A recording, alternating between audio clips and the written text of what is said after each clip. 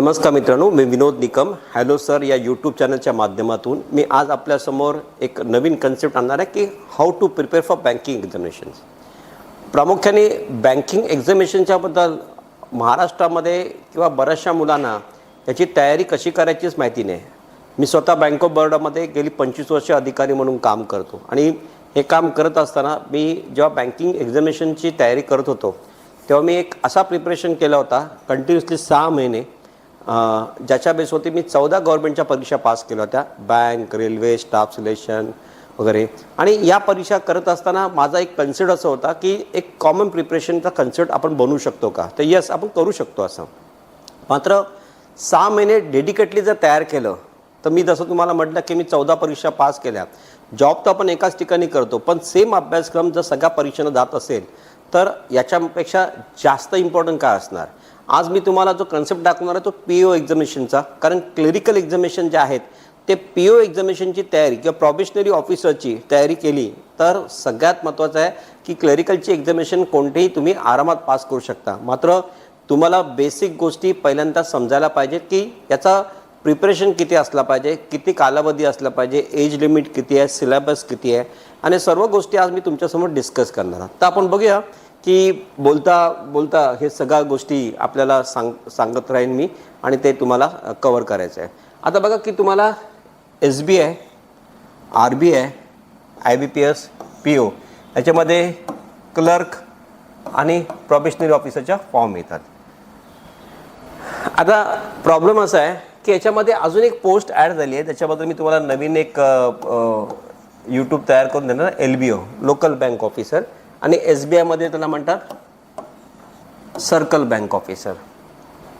ही पण ऑफिसरचीच पोस्ट आहे, मात्र याच्यामध्ये फरक असा आहे की सर्कल बेस्ड किंवा लोकल बँक ऑफिसरमध्ये जसं प्रोबेशनरी ऑफिसरचे जेव्हा फॉर्म भरतो ती ऑल इंडियामध्ये तुम्ही IBPSच्या माध्यमातून फॉर्म भरता आणि मग त्यानंतर तुम्ही परीक्षेला बसता आणि तुमचं सिलेक्शन ऑल इंडिया लेवलच्या कॉम्पिटिशनमध्ये होतं.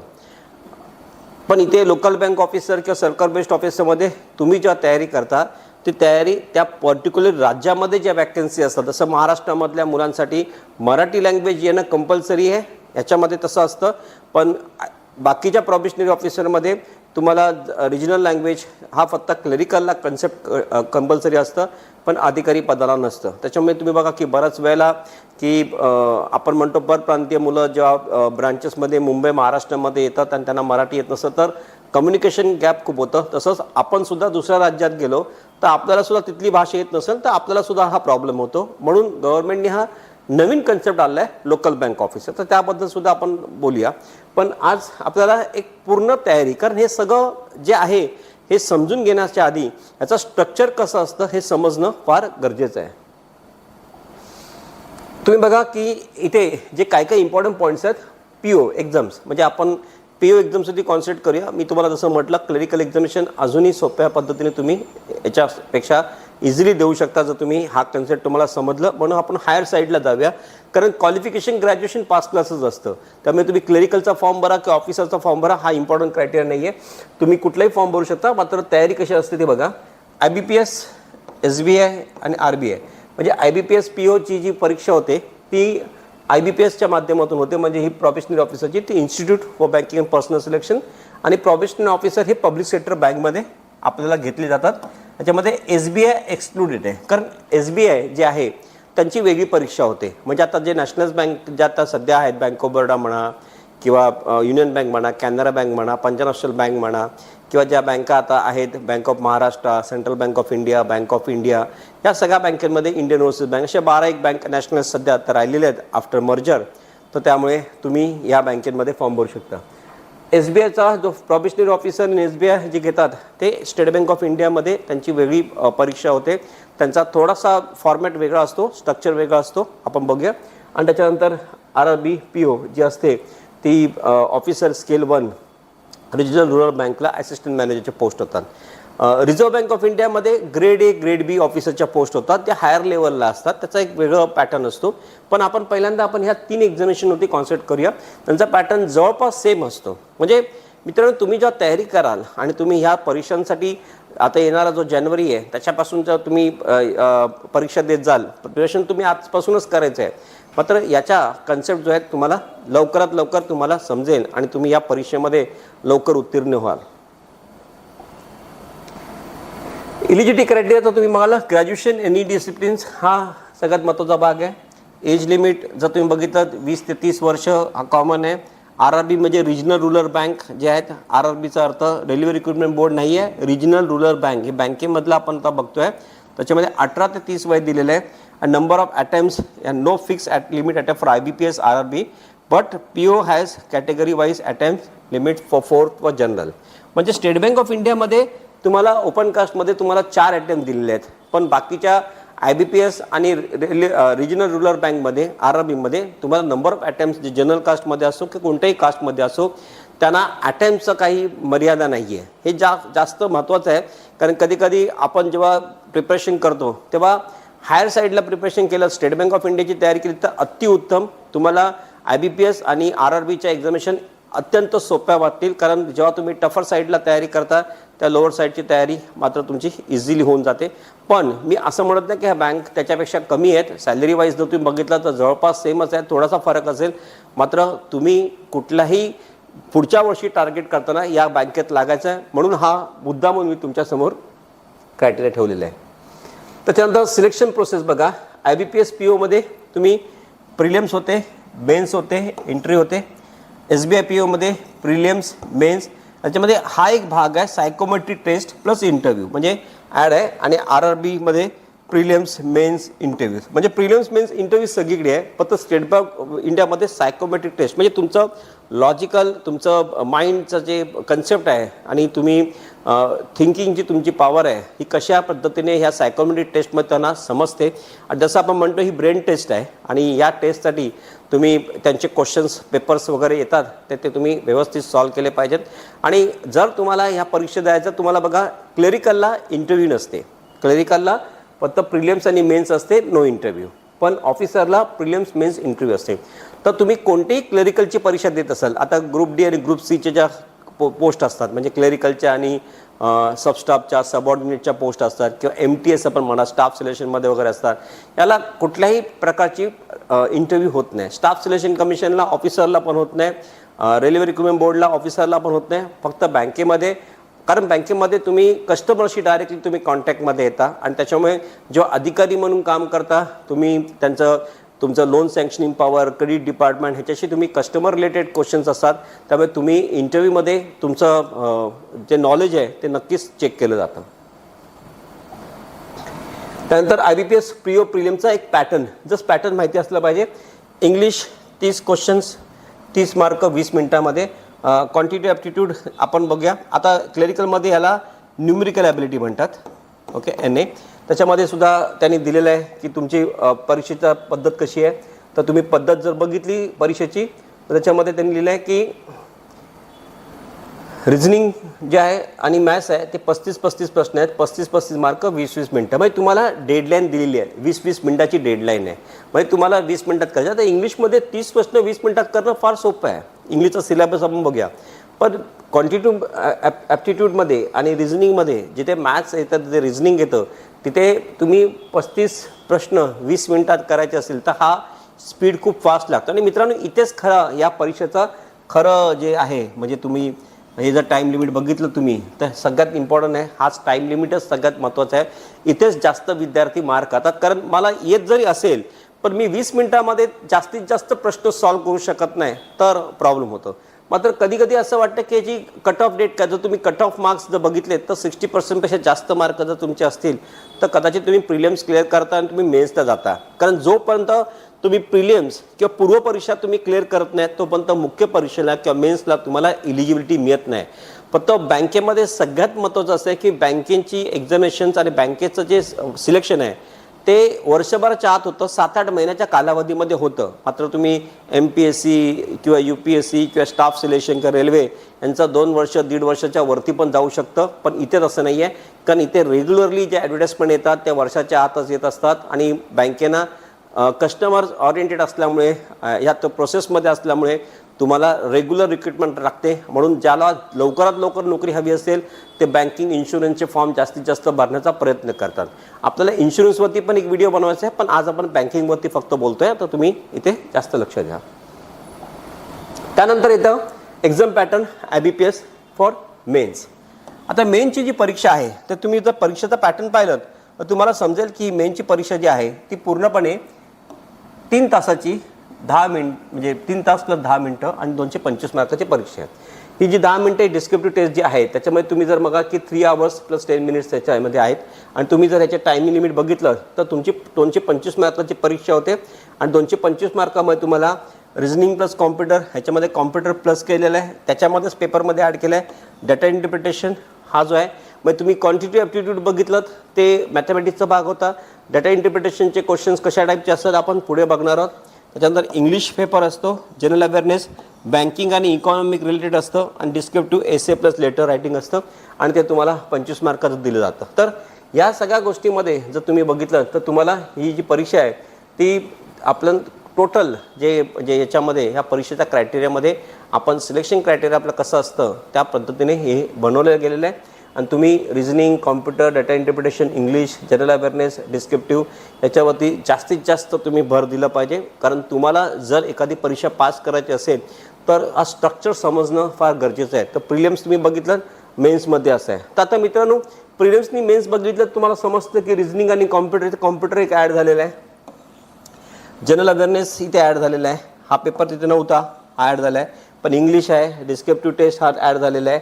इंग्लिश तिथे आधी पण होता, रिझनिंग आधी पण होता आणि डाटा इंटरप्रिटेशनमध्ये तुम्हाला गणित हा विषय येणारच, त्यामुळे तो सुद्धा ह्याच्यात म्हणजे एक एक्स्ट्रा ॲड आहे. पण डाटा इंटरप्रिटेशनमध्ये जास्तीत जास्त भर तुम्हाला ग्राफिकल क्वेश्चन्सवरती असतात, ॲनालिटिकल पार्ट असतं त्याच्यामध्ये ॲनालाइज करायचे असतात आणि म्हणून तो जरा थोडासा इम्पॉर्टंट पार्ट असतं. मात्र तुम्ही बघा हे परीक्षेमध्ये प्रत्येकाला 40 प्रश्न 60 मार्क, डाटा इंटरप्रिटेशन 35 प्रश्न 50 मार्क, इंग्लिशला 35 प्रश्न 40 मार्क, बँकिंगला 35 प्रश्न 50 मार्क आणि इथे 2 क्वेश्चन असतात त्याच्यामध्ये 25 मार्क आणि टाईम लिमिट पण त्यांचं तसं दिलेलं आहे. आता टाईम लिमिट हा इम्पॉर्टंट फॅक्टर या परीक्षेमध्ये. तुम्ही जेव्हा पेपर सोडवता तेव्हा हे प्रश्न इम्पॉर्टन्स जे असतात तुम्ही कुठले प्रश्न सोडायचे आणि कुठले प्रश्न करायचे आणि त्या टाईम लिमिटमध्ये कसे बसणार ह्याच्यावरती जास्त तुमचा भर हवं. म्हणून तुम्हाला इथे बघा 50 मिनिटामध्ये तुम्हाला 2 पेपर करायचे आहेत. रिझनिंगचा समजा 40 प्रश्न असतील तर ते एवढे सोपे नसतात, कारण तुम्हाला ॲनालाइज करायचं असतं, तुम्हाला पझल्स क्वेश्चन्स असतात, तुम्हाला इंटरप्रिटेशन टाईप क्वेश्चन असतात, स्टेटमेंट कॉन्क्ल्युशनवरती क्वेश्चन असतात आणि तुम्ही हे सगळं बघण्यासाठी तुम्हाला जास्तीत जास्त त्याच्यामध्ये भर द्यायचा आहे. SBI PO पण तुम्ही जर बघा तर तुम्ही IBPS POचा पॅटर्न जो आहे तो ॲज इट इज पॅटर्न यांनी दिलेला आहे. त्याच्यामध्ये तुम्ही आधी तुम्हाला एक्सप्लेन केलं आहे, पण इथे जर तुम्ही बघाल तर रिझनिंग, कॉम्प्युटर सेम आहे, डाटा ॲनालिसिस, इंटरप्रिटेशन आहे, इंग्लिश आहे, GA, बँकिंग, इकॉनॉमी, डिस्क्रिप्टिव्ह आहे. बरोबर, हा एक पार्ट त्यांचा आहे. त्या डिस्क्रिप्टिव्ह टेस्टला तुम्ही इथे सांगितले, इथे तुम्ही त्यांनी मार्क्स आणि क्वेश्चन्सच्या पद्धतीने दिलेले आहेत. पण याच्यामध्ये तुम्ही बघा की ह्याच्यामध्ये आणि त्याच्यामध्ये जेवढं काही फरक नाही आहे, फक्त तुम्ही exam pattern SBI PO psychometric test ही जास्त इम्पॉर्टंट आहे. ही नॉन स्कोरिंग आहे, म्हणजे याला इम्पॉर्टन्स फक्त पासिंग पुरतं दिलेलं आहे आणि इंटरव्ह्यू प्लस ग्रुप डिस्कशन्स ही 50 मार्काची तुमची टोटल होते. म्हणजे हा एक पॅटर्न त्यांनी बनवलेला आहे की ग्रुप डिस्कशन इंटरव्ह्यू आहे. तिथे सायकोमेट्रिक टेस्टला तुम्हाला वेटेज नाही आहे, पण तुम्हाला तिथे क्वालिफाय करणं गरजेचं आहे. तर SBIचा टोटल पॅटर्न हा टोटली वेगळा पॅटर्न आहे. म्हणजे तुम्ही जर बघितलं तर त्या पॅटर्नमध्ये सिलेबस सेम थिंग अगर तुम्ही केलं तर 70-80% सिलेबस IBPS POशी मॅच होतो. मात्र त्याची तयारी करताना तुम्हाला खरोखर चांगली तयारी केली पाहिजे. आणि जर तुम्ही IBPS RRB रिजनल रुरल बँकेचं बघितलं तर तुम्हाला प्रिलिम्सला फक्त 2च विषय आहेत, ओके, आणि मेन्सला बघाल तर तुम्हाला reasoning, quantity aptitude, GA, computer, English आणि हिंदी, म्हणजे इंग्लिश जो पेपर आहे तो म्हणजे तो पेपर दिला तो दिलेला आहे. आणि त्याच्यामध्ये ह्या सगळ्या पेपरमध्ये तुम्हाला एकूण क्वेश्चन्स आणि मार्क ती पॅटर्न तुम्हाला तसं दिलेलं आहे. तर तुम्ही जास्तीत जास्त ह्या पॅटर्नप्रमाणे POचा तयारी करताना 2 तासामध्ये 200 मार्काची परीक्षा होणार आहे आणि तुम्हाला ह्याच्यामध्ये दिलेले आहेत प्रश्न टायमिंग, तर तुम्ही ह्या टायमिंगप्रमाणे करायचं आहे.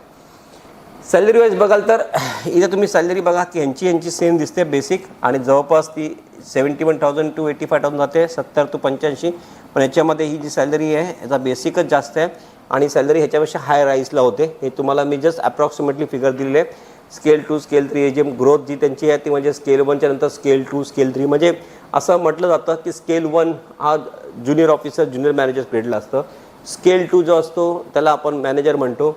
स्केल 3ला सिनियर मॅनेजर म्हणतो, म्हणजे याला आपण मॅनेजर पोस्ट म्हणतो, याला सिनियर मॅनेजर पोस्ट म्हणतो. मग असिस्टंट जनरल मॅनेजर DGM नंतर GM अशी ती पोस्ट त्याच्यामध्ये वाढत जातात. अशा fast promotion plus foreign postings असतात त्याच्यामध्ये आणि local posting limited transfers. Local posting promotion wise तेच असतं, मात्र तुम्हाला प्रमोशन जे असतं बँकिंगमध्ये त्या सगळ्या ठिकाणी फास्ट प्रमोशन मिळतं आणि म्हणून ह्या सगळ्या गोष्टी इम्पॉर्टंट असतात. What makes selection difficult? Selection difficult का होतं? कॉम्पिटिशन जास्त आहे. 20 ते 25 लाख ॲस्पायरंट्स जे बसतात.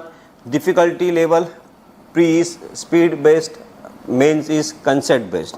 म्हणजे प्रिलिम जे आहे त्याला स्पीड जास्त लागतं. तुम्ही बघा टाईम लिमिट दिलं आहे आणि जे मेन्स आहे त्याला कन्सेप्ट तुमचे क्लिअर लागतात आणि म्हणून मी म्हटलं या परीक्षेला 6 महिने तयारी करणं गरजेचं आहे. 6 महिने 2 तास 3 मिनिमम 2 तास 2 तास जास्त द्याल तर अतिउत्तम. मात्र कॉम्पिटिशनसाठी तुम्हाला जितकं प्रिपरेशन, कारण एकदा तो तुम्ही ह्या 6 महिन्यामधून ह्या प्रोसेसमधून गेलात, तुम्ही पहिल्या वर्षी तर 100% पास व्हाल जर तुम्ही रेग्युलरली असाल, नाही तर नेक्स्ट इयरला पास व्हाल. पण जर तुमचा एका दुसऱ्या वर्ष गेलं तरी तुम्ही पास जरी झालात तर येणारा 35-40 वर्षाचा कालावधी असतो, त्याच्यामध्ये तुम्ही एवढा उत्तमरित्या ह्या बँकेमध्ये तुम्ही जॉब करू शकता आणि एक म्हणजे हँडसम अशी सॅलरी मिळते. एक फ्रुटफुल जॉब आहे, एक चांगला व्हाईट कॉलर जॉब आहे, चांगला कन्सेप्टने तुम्ही काम करता, सगळ्या फॅसिलिटीज मिळतात. पण हे नंतरचं आहे, आधी तुम्हाला तेवढी मेहनतसुद्धा करावी लागते. Lack of consistency, mentorship and right material. म्हणजे तुम्हाला कन्सिस्टन्सी लोकांची हळूहळू कमी होते. काय होतं की सुरुवातीच्या काळामध्ये विद्यार्थी तयारी करायला जातात, नंतर मग कुठेतरी ब्रेक लागतं, मग त्यांचं माइंड डायव्हर्ट. कारण कुठलीही गोष्ट बघा, तुम्ही एखादं स्विमिंग शिकत असाल, एखादं जिम जात असाल, एखादं वॉकिंग जॉगिंग करत असाल, एखादं तुम्ही डाएट फॉलो करता, प्रत्येक ठिकाणी आपण कुठेतरी इनकन्सिस्टंट होतो आणि त्यावेळेला ते आपल्याला नंतर परत आपण ते जॉईन करतो, पण ती वेळ निघून गेलेली असते. एकदा जर एखादा फोकस आपण प्रत्येक गोष्टीचं फोकस ठेवला आणि 6 महिने माझा टार्गेट आहे, मला हे करायचंच आहे, त्यावेळेला मला कुठलाही फंक्शन्स, कुठलाही प्रोग्राम, कुठलाही फेस्टिवल मला करायचं नाही, फक्त मला फोकस मला माझ्या कामात करायचं. तसं आपण 10वी 12वी किंवा ग्रॅज्युएशनला करतो, तर त्याच पद्धतीचं फोकस एकदा तुम्ही गव्हर्नमेंट एक्झामला देऊन बघा. 1 वर्ष 6 महिने मिनिमम 6 महिने तुम्ही बघा की तुमच्या आयुष्यामध्ये जे केलेलं आहे 15 वर्षामध्ये त्याच्यापेक्षा ह्या 6 महिन्यामध्ये जेव्हा तुम्ही कराल त्याच्यात तुम्हाला तुमचा करिअर तुमच्या हातात येईल. आणि म्हणून कन्सिस्टन्सी लागतं, चांगली मेंटरशिप लागते, चांगल्या प्रकारची ट्रेनिंग लागते आणि राईट मटेरियल. तुम्ही कुठलं म्हणतं, काही मुलं काय करतात की अनेक प्रकारची पुस्तकं किंवा अनेक प्रकारचे कोर्सेस जॉईन करतात आणि अनेक प्रकारचे स्टडी मटेरियल रेफर करतात. तुम्हाला कन्सेप्ट क्लिअर करायला कुठलं तरी एकच फॉलो करायचं आहे आणि एक्स्ट्रीमली फॉलो करा. कुठला पण एक एडिशन घ्या, त्याच्याबद्दल तुम्ही पेपर सेट घ्या. आधी तुम्ही कुठलाही मोठं खर्च करण्याच्या आधी मार्केटमध्ये जा, भरपूर एडिशन्स आहेत, तुम्ही नेटवरती बघा, तुम्हाला पेपर सेट्स मिळतील. पेपर सेट सॉल्व करताना तुमचे कन्सेप्ट पण क्लिअर होतील, तुमचं बेसिक क्लिअर होईल, तुमचं स्पीड पण वाढेल, ॲक्युरसी पण वाढेल आणि मग तुम्ही 15 दिवसात 8-10 दिवसात तुम्हाला स्वतःला समजेल की आपण ह्याची तयारी करताना कोणकोणत्या गोष्टी आपण फॉलोअप करायच्या आहेत. इंग्लिश लँग्वेजचा सिलेबस तुम्हाला दाखवतो. इंग्लिश लँग्वेजमध्ये सिलेबस म्हणजे तुम्ही बघा याच्यामध्ये कॉम्प्रिहेन्शन, याच्यामध्ये तुमचं रीडिंग स्पीड, क्लोज टेस्ट, तुम्हाला माहिती आहे की पॅरेग्राफ असतात त्याच्यामध्ये तुम्हाला मध्ये गॅप्स असतात. त्याच्यानंतर error detection and sentence corrections, म्हणजे एका स्पेलिंग करेक्शन असेल किंवा सेंटेन्समध्ये जे असेल त्याच्यामध्ये मिस्टेक असेल ते करेक्शन करायचं असेल. सेंटेन्स रिअरेंजमेंट परत असतात, जंबल सेंटेन्स असतात ते तुम्हाला रिअरेंज करावं लागतं. त्याच्यानंतर फ्रेज रिप्लेसमेंट आणि सेंटेन्स इम्प्रूव्हमेंट, सेंटेन्स इम्प्रूव्ह करण्याचं असतं. त्याप्रमाणे short reading comprehension, story, economy, banking, moral issues अशा टॉपिक्सवरती असतात. Word based blanks, grammar plus vocabulary plus based असतं. ग्रामेटिकल जास्त क्वेश्चन असतात. Grammar based error finding, tenses, okay. आणि हे जे आर्टिकल्सवरती क्वेश्चन असतात, वर्ब्स, सब्जेक्ट्स, वर्ब्स आणि आर्टिकल्सवरती क्वेश्चन्स असतात आणि प्रेपोजिशन्स, मॉडिफायर्स.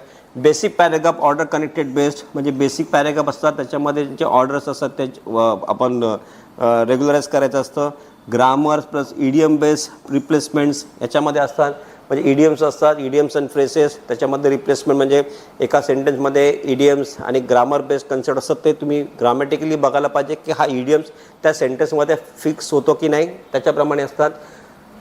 लॉंग मेन टॉपिक्समध्ये जेव्हा असतात, जेव्हा मेन ही झाली प्रिलिमसाठी, मेनला लॉंग रिडिंग कॉम्प्रिहेन्शन असतात आणि ते सगळं इकॉनॉमिक, सोशल, बँकिंग रिलेटेड असतात.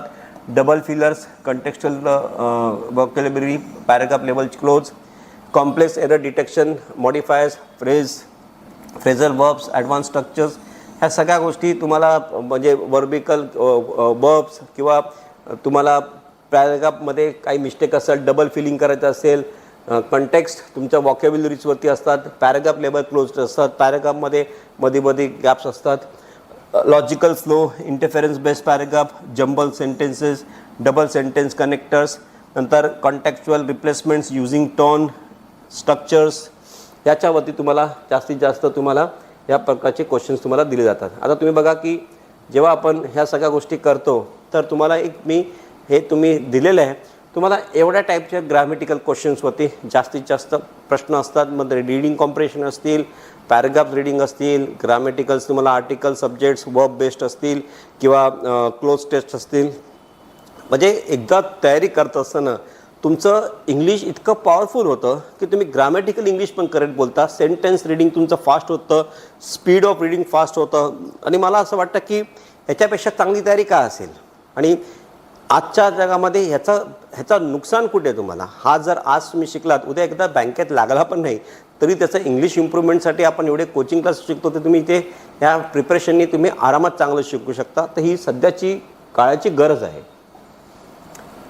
त्याच्यानंतर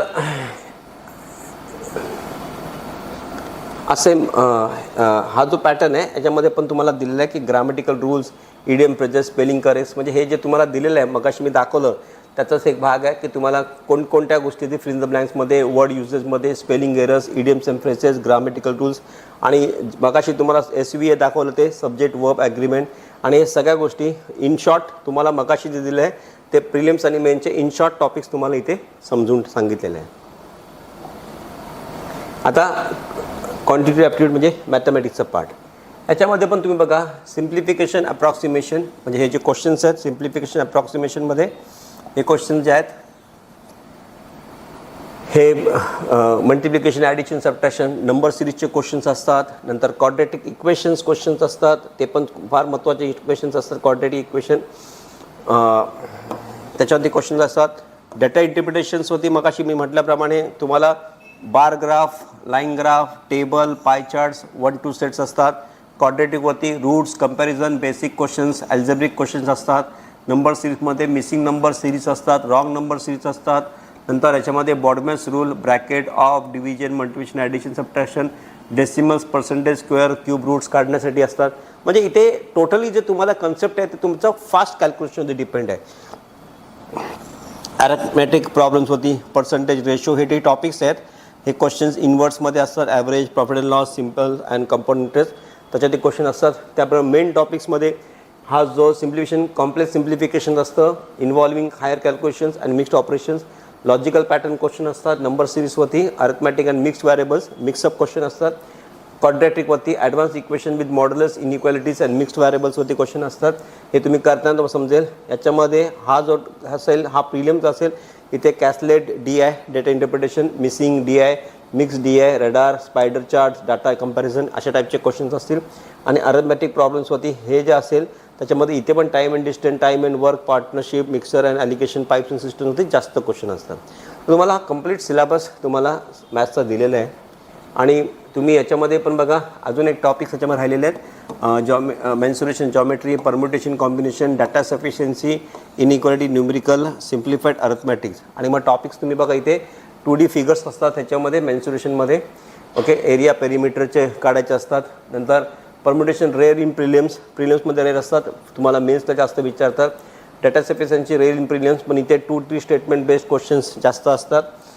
इनइक्वालिटीवरती सिम्पल इनइक्वालिटी बेस्ड कंपॅरिझन असतात. Quantity versus quantity type questions असतात. त्याच्यानंतर सिम्प्लिफाईड अरिथमॅटिक सेट्समध्ये मिक्सचर ऑफ सिम्प्लिफिकेशन आणि अरिथमॅटिक आणि compound arithmetic profit and loss plus हे याच्यामध्ये प्रश्न जास्त असतात सिम्प्लिफाईड अरिथमॅटिकमध्ये. आणि मेन्सुरेशनमध्ये तिकडे ॲडव्हान्स 2D आणि 3D figures, volume, surface area, cone, cylinder, sphere याच्यावरती प्रश्न असतात. आता हे जे टॉपिक्स तुम्हाला सांगितले आहेत म्हणजे क्वांटिटेटिव्ह ॲप्टिट्यूडमध्ये एवढं असतं. आता तुम्ही साधारण कसं असतं 6 महिने मी सांगितल्याप्रमाणे प्रत्येक टॉपिकला तुम्ही जर 6 महिन्यामध्ये 1.5 महिना जरी दिलात तरी तुमचे आरामात होऊ शकतं. कधी कधी 1 महिना तुम्ही जर दिलात तरी तुमचं होऊ शकतं. हे जास्त वेळ लागणार नाही कारण ह्याच्यामध्ये फॉर्म्युलाज लर्न करणं, कॅल्क्युलेशन स्पीड बघणं आणि प्रत्येक टाईपचे क्वेश्चन्स तुम्ही जेव्हा जास्तीत जास्त प्रश्न सॉल्व करायला लागतात तेव्हा ॲटोमॅटिकली तुम्हाला ते समजायला लागतं. बघा कुठलीही गोष्ट आपण एकदा सायकलिंग करायला शिकलो, एकदा मोटर बाईक चालवायला शिकलो किंवा काय तर आपण सुरुवातीच्या काळामध्ये आपल्याला वाटतं कार चालवताना हे सगळं डिफिकल्ट आहे. पण जसं आपण त्याच्यात उतरलो कारण तिथे सुद्धा ती गरज असते पण इथे ही करिअर आहे आणि करिअरसाठी कुठलीही गोष्ट तुम्ही ज्या करता त्याची कॉम्पिटिशन लेवल एकदम हायर लेवल असते आणि मात्र तयारी करणाऱ्या विद्यार्थ्यांना या सगळ्या गोष्टी केल्या पाहिजेत. बरं, रिझनिंग ॲबिलिटीमध्ये तुम्ही बघा याच्यामध्ये पण seating arrangement, puzzles, syllogisms, then inequality, coding, decoding, blood relationship याच्यामध्ये असतात. प्रिलियम्समध्ये सिटिंग अरेंजमेंटमध्ये अशा टाईपचे क्वेश्चन असतात. पझल्समध्ये ह्या टाईपचे क्वेश्चन्स असतात. सिलोजिझममध्ये बेसिक ह्याच्यामध्ये क्वेश्चन असतात आणि हे मेन्स कॉम्प्लेक्समध्ये सुद्धा तुम्हाला हे क्वेश्चन दिलेले आहेत. म्हणजे तुम्ही कसे सिटिंग अरेंजमेंट इथे जी लिनियर असेल इथे कॉम्प्लेक्समध्ये असेल, इथे जी फ्लोर बेस्ड असेल इथे ॲडव्हान्स पझल असेल, इकडे बेसिक असतील ऑल नो सम पॅटर्न इथे रिव्हर्स असेल, इकडे इनइक्वॅलिटी डायरेक्ट इनइक्वॅलिटी कोडेड असेल, इथे coded decoding, blood relationship, simple family trees वगैरेचे क्वेश्चन असतील, तिथे कॉम्प्लेक्स वगैरे असतील. आता हे जेव्हा तुम्ही प्रश्न अटेम्प्ट करणार सिलेबस हा तुम्हाला वास्ट वाटतो पण तुम्हाला दाखवणं गरजेचं आहे. म्हणजे असं नको व्हायला की मला सिलेबस माहिती नाही मी प्रिपरेशन चालू केलं. तुम्हाला सगळ्या गोष्टी तुम्हाला फॉर्ममध्ये सुद्धा येतात तेव्हा ह्या गोष्टी माहिती पाहिजे सिलेबस काय काय म्हणून तुम्हाला दाखवते. डायरेक्शन्स होती, order and ranking, alpha numerical, input output, logical reasoning, data sufficiency आणि ह्या टाईपचे जे क्वेश्चन्स तुम्हाला दिलेले आहेत की डायरेक्शन्सवरती, नंतर लॉजिकल सिरीज स्टेटमेंट्स, हे सगळं मी मुद्दामून तुम्हाला टाईप करून दाखवलेलं आहे कारण हे सगळं एक एक एक्सप्लेन करायला हा व्हिडिओ खूप मोठा होईल. हे जेव्हा तुम्हाला टॉपिक वाईज शिकवलं होतं तेव्हा तुम्हाला ते टॉपिक येतात. मात्र या सगळ्या टॉपिकच्या मागे तुमचं लॉजिकल रिझनिंग पॉवर चांगलं असलं, एक 8-10 प्रश्न तुम्ही प्रत्येक टॉपिकचे केलेत ह्या प्रत्येक टॉपिक्सवरती, तर प्रिलिम्स आणि मेन्सला तुम्ही तयारी करताना असं वेगळं समजू नका. मेन्सची आणि प्रिलिम्सची तयारी एकत्र करायची आहेत. म्हणजे मेन्ससाठी नंतर तयारी करणार, प्रिलिम्सच्या आधी करणार असं नाही करायचं. ही चूक कधीच करायची नाही आहे. दोन्ही एकत्र तयारी करायची आहेत जेणेकरून तुमचं प्रिपरेशन अजून चांगलं होईल. आता जनरल अवेअरनेसचे टॉपिक्स तुम्हाला माहितीच असेल जनरल अवेअरनेसमध्ये की करंटमध्ये बँकिंग आणि स्टॅटिक जीके. करंटमध्ये तुम्हाला national, international, economic, banking, award, summit, sports, appointment, date, schemes, reports, national वगैरे ह्याच्यामध्ये येतं. हे मेन टॉपिक्स. प्रिलिम्समध्ये बघा हे टॉपिक्स सेमच आहेत. त्याच्यामध्ये दिलं आहे बँकिंग अवेअरनेसमध्ये फंक्शन्स ऑफ RBI, मॉनिटरी वगैरे. म्हणजे हे टॉपिक तुम्हाला इकडे पण करायचे इकडे पण करायचे आहेत. नंतर स्टॅटिक जीकेमध्ये national parks, dams, airports, rivers, folk, dances यांची माहिती तुम्हाला असणं आवश्यक आहे. आणि करंटमध्ये लक्षात ठेवायचं की तुम्हाला 6 महिने आधीचं म्हणजे 6 months बिफोर परीक्षा जेव्हा असते ना म्हणून हे डेली अपडेट पाहिजे. करंट तुम्ही जेव्हा करंटचे काय वाचता तेव्हा तुम्ही डेली तुमचा एक फोल्डरमध्ये किंवा एखादं नोट्स काढता, तुम्ही डेली ती वही ठेवा आणि काय काय तुम्ही वाचलं आहे ते. कारण मी आता वाचलेलं मला न्यूजपेपर कसं असतं आज वाचलं तर उद्या ती न्यूज आपल्याला लक्षात राहत नाही, ती आउटडेटेड होऊन जाते. तसं नाही झालं पाहिजे. तुमच्या लक्षात हे सगळं पाहिजे. त्याच्यानंतर इथे गव्हर्नमेंट स्कीम्स कोणत्या आहेत, financial economic awareness, static banking sections, याच्यामध्ये detail knowledge of central state schemes वगैरे, बजेट्स वगैरे, GDP, इन्फ्लेशन, फिजिकल डिपॉझिट होते, headquarters and taglines of banks, mergers of banks. आता हा जो टॉपिक्स आहे बँक मर्जर सध्या जोरात चालू आहे. म्हणजे सगळ्या नॅशनलाइज बँक ज्या आहेत आता जे 12 उरलेल्या आहेत त्याच्यामध्ये स्टेट बँक ऑफ इंडियामध्ये काही बँक, नंतर पंजाब नॅशनल बँकमध्ये काही बँक, बँक ऑफ बरोडामध्ये काही बँक आणि कॅनरा बँकमध्ये काही बँक, अशा मोठ्या बँकेमध्ये या बँका मर्ज करायच्या. ज्या 12 बँका बाकीच्या आहेत त्यातल्या काही बँका या 4 बँकांमध्ये मर्ज करायचं ठरलं आहे. आणि मला असं वाटते बजेटमध्ये फेब्रुवारीच्या बजेटमध्ये हे क्लिअर होईल. त्यामुळे तुम्हाला ह्याची तयारी यावर्षी चांगल्या पद्धतीने करायचं आहे. असं समजू नका की नंतर वॅकेन्सी येणार नाहीत. वॅकेन्सीज आज मर्जर झाल्या तरी पण येतच असतात. उलट वॅकेन्सी वाढलेल्या आहेत, कमी झालेल्या कुठे दिसत नाही आहेत. कॉम्प्युटर ॲप्टिट्यूडमध्ये हे सगळं जे system operated, hardware operated, software operating सिस्टमवरती जे प्रश्न आहेत ते तुम्ही डिटेल्समध्ये तुम्ही तयारी करा. आणि त्याच्यामध्ये सगळं हे म्हणजे कसं आहे की तुम्हाला पूर्णपणे करायचं नाही. ब्रीफमध्ये तुम्ही जसं टिकमार्क करताय क्वेश्चन तसे करत गेला की तुमचं नॉलेज अपडेट होतं. गेली 5 वर्षाचे पेपर सेटमध्ये जे प्रश्न विचारलेत ते जास्तीत जास्त प्रश्न वाचण्याचा प्रयत्न करा.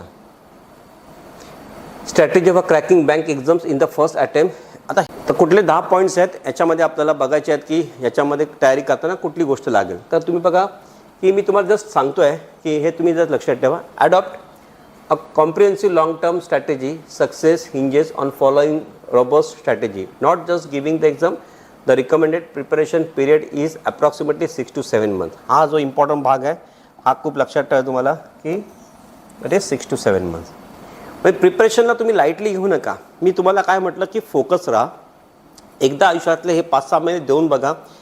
कुठली अशी गोष्ट नाही आहे जी तुम्हाला ट्रेनिंग 5-6 महिने दिल्यानंतर इतकं आउटपुट देईल. याच्यामध्ये तुम्हाला 100% आउटपुट मिळणार. बघा UPSCला तयारी करणारे विद्यार्थी 3-3, 4-4 वर्ष तयारी करतात, मात्र तरी त्यांचं रिझल्ट पॉझिटिव्ह निगेटिव्ह येत असतं. परत ते तयारी करतात. MPSCला करणारे विद्यार्थी डेप्युटी कलेक्टर तहसीलदारसाठी परत हायर लेवलची प्रिपरेशन करतात. तर तुम्ही 6 महिन्याचं प्रिपरेशन वारंवार येणाऱ्या एक्झामिनेशनसाठी कॉमन असतं. आणि म्हणून तुम्ही जेव्हा तयारी करता त्यावेळेला ह्या सगळ्या गोष्टी तुमच्या लक्षात पाहिजे. तर हा पहिला पॉईंट होता adopt comprehensive training. Preparation for prelims and mains simultaneously it is a completely wrong strategy. Okay, to think about studying prelims first and then considering mains preparation only after clearing the initial stage. True preparation involves covering the complete syllabus for both stages currently. म्हणजे आपण म्हणतो पहिले prelims करा मग men's करा, ती wrong strategy आहे. आपण दोन्ही स्टेजेस आपण घेतल्या पाहिजेत. आणि जर तुम्ही सिलेबस मॅच केलं, जसं मी तुम्हाला मगाशी दाखवलं, तुम्हाला 70% म्हणजे सिलेबस प्रिलिम्सचं मेन्समधूनच तुम्हाला दिसतं आहे. म्हणजे तुम्ही जेव्हा मेन्सची तयारी करता ती हायर साईडला जरी असेल तरी आपल्याला तयारी करताना ह्या पॉईंट्स तुम्हाला लक्ष देतात. स्टडी प्लॅन मस्ट फॉलो 4 की faces. Recommended strategy divides preparation into distinct faces. आता त्याच्यामध्ये काय की बघा पहिला फेज जो आहे त्याच्यामध्ये 1 ते 3 महिने म्हणजे पहिला जो 1 to 3 months म्हणजे पहिला ते 3 महिने सुरुवातीचे आहेत त्याच्यामध्ये तुम्हाला काय फॉलो करायचे ते बघा. आता ते हे खूप महत्त्वाचं आहे जे तुम्हाला मी दाखवतो आहे, हे खूप इम्पॉर्टंट आहे. Focus on building basic concepts in depth, complete syllabus coverage, learning basic to advance, making notes and starting daily current affairs. म्हणजे सुरुवातीच्या काळामध्ये तुम्हाला नोट्स बनवणं करंट अफेअर्सवरती, बेसिक गोष्टी फॉर्म्युलाज तयार करणं, बेसिक क्वेश्चन म्हणजे सुरुवातीचा पहिले ते आहेत. तुम्ही जसं आपण एकदा जिमला गेलो तर पहिल्यांदा आपण काय करतो की हॅवी वेट्स करत नाही, लायटर वेट्स घेतो. जेवढं आपण लायटर वेट्सनी तयारी करतो तेवढी कन्सिस्टन्सी वाढते. आणि जेवढं आपण हॅवियर वेटला जातो तितकं आपली बॉडी पेन होते आणि मग आपण ते बंद करतो. तसं यात प्रिपरेशनमध्ये पण सेमच फॉर्म्युला आहे. तुम्ही जितकं सुरुवातीला सावधगिरीने बेसिक गोष्टी कराल, बेसिक ज्याचं चांगलं होतं त्याला सिलेबस कितीही मोठा असेल तर तो आरामात त्या गोष्टी क्लिअर करत असतील. आणि म्हणून मला असं म्हणायचं आहे की या सगळ्या गोष्टी करताना तुम्हाला जसं बघा एखाद्याला हिमालय पर्वत चढायचं असेल तर त्याला पहिली ट्रेनिंग दिली जाते अनेक वर्षांची. मग त्याला बेसिक टेम्परेचर वरती गेल्यानंतर टेम्परेचर वाढेल त्याची ट्रेनिंग दिली जाते. वरती गेल्यानंतर तुम्हाला ते सातत्याने तुमचा एनर्जी लेवल वाढवायची आहे त्याची ट्रेनिंग दिली जाते. तुमचं बॉडी वेटेज तुमचं कसं मेंटेन करायचं आहे त्या सगळ्या गोष्टीची ट्रेनिंग घेतल्यानंतरच तो जातो. त्याच्यामुळे तुम्हाला पास करण्यासाठी ह्या बेसिक गोष्टी महत्त्वाच्या आहेत. तर पहिल्या ते 3 महिन्यामध्ये. नंतर बघा 5 to 6 monthsमध्ये ही सेकंड जे आहे त्याच्यामध्ये बघा त्यांनी काय लिहिलं आहे, topic wise practice quizzes and strengthening weak areas, focus on full mocks and revisions. म्हणजे ह्याच्यामध्ये तुम्ही जास्तीत जास्त तुमचं mock test, revision, taking full length mock test under exam condition and continuously revising all topics. Full length mock म्हणजे पूर्ण paper जेव्हा तुमचं बेसिक क्लिअर होतं तेव्हा तुम्ही बघायचं की जसं काही 40 प्रश्न आहेत आणि टाईम दिला 60 मिनटं 50 मिनटं, तर त्याच्यामध्ये ती फुल टेस्ट आपण देऊन पेपर सेट सॉल्व करताना किती वेळात होत आहे, कुठल्या प्रॉब्लेम्स येतात, काय येतात ते बघायचं आहे. आणि नंतर continuously revising all topics. Revision is a must. आपण पुढे चाललो आहे पण आधीच आपण केलेलं ते आपल्याला रिटेन केलं आहे का ते रिफ्लेक्ट करणं फार गरजेचं आहे प्रत्येक वेळेला.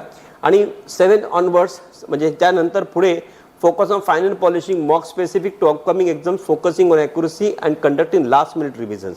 म्हणजे आपण 6 महिने संपले की 7व्या महिन्यापासून तुम्ही कंटिन्युअसली मग मॉक टेस्ट देत राहायचं आहे. म्हणजे पहिले 6 महिन्याची स्ट्रॅटेजी तुम्हाला मी दाखवली, पहिली 3 महिने, नंतर 3 ते 6व्या महिन्यापर्यंत. आणि ह्याची कंटिन्युअसली फॉलोअप प्रॅक्टिस तुमची झाली पाहिजे तरच तुम्ही त्याच्यामध्ये यशस्वी होऊ शकता. त्यानंतर priorities accuracy over speed. While speed is important, it is secondary to accuracy. बघा स्पीड तर इम्पॉर्टंट आहे, पण ॲक्युरेसी नसेल, तुमचे कॅल्क्युलेशन चुकीचे येते, तर त्या स्पीडचा काय अर्थ आहे. So after completing the syllabus student should focus on extensive practice aiming to solve 500 questions per chapter. आता बघा इथे 500 प्रश्न मी म्हटलेले आहेत, हे मॅक्सिमम असतील, मिनिमम असतील. तुम्ही 100 तरी करा आधी. म्हणजे जर तुम्हाला 500 केलं तर अतिउत्तम, तो टॉप लेवलला, तो म्हणजे तो पास होणारच. पण तो 100, 50, 100 जेवढे तुम्ही कराल, मी म्हणतो की जेवढे तुम्ही एकदा तुम्हाला ती सवय लागली ना, की सकाळी तुम्ही उठल्यानंतर काय करणार, टेबलवरती घेणार, पेपर शीट घेणार आणि चालू करणार. 1, 2, 3, 4 तुम्हाला समजणार पण नाही. दुसरा तुम्ही 100 प्रश्न करताय आणि म्हणून तुम्ही एवढे जेव्हा कराल तेव्हा 100% तुम्हाला सक्सेस मिळतच आहे. Understand the exam structure, stages and subjects. ते तुम्हाला मी आता दाखवलेलं आहे. त्याच्यामध्ये म्हटलं most bank exams are prelims and mains. Okay. Descriptive writing and interviews are reserve for officers level post. आता तुम्ही म्हटल्याप्रमाणे क्लेरिकलला इंटरव्ह्यू नाही आहेत, पण बाकीच्या ऑफिसरला आहेत. Prelims generally include reasoning, quantity aptitude and English through RRB. Prelims only test reasoning and quant. बरोबर आहे. Mains includes reasoning, computer, include data, त्याच्यानंतर इंटरप्रिटेशन्स, म्हणजे आपल्याला क्वांटिटी ॲप्टिट्यूड आहे, इंग्लिश आहे, जनरल बँकिंग आहे, अवेअरनेस आहे अँड ऑफन डिस्क्रिप्टिव्ह सेक्शन्स. हे सगळं मी तुम्हाला डिटेल्समध्ये दाखवलेलं आहे. तर तुम्ही स्ट्रक्चर ऑफ एक्झामिनेशन काय आहे, जर प्रिलिम्सला कुठले पेपर्स आहेत आणि मेन्सला कुठले पेपर्स आहेत जे आपण एकत्र करू शकतो ते तुम्हाला बघायला लागेल.